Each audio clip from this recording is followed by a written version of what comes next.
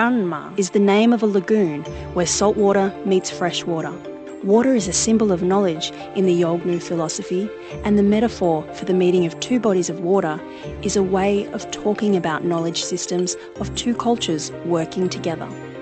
A river of water from the sea and a river of water from the land mutually engulf each other upon flowing into a common lagoon and becoming one. In coming together, the streams of water mix across the interface of the two currents and foam is created.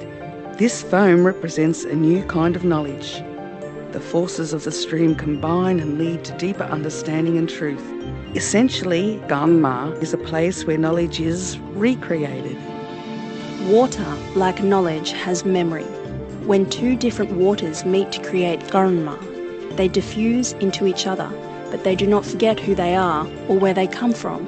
Using this metaphor, people from differing cultures and backgrounds can share deeply without losing their history or integrity.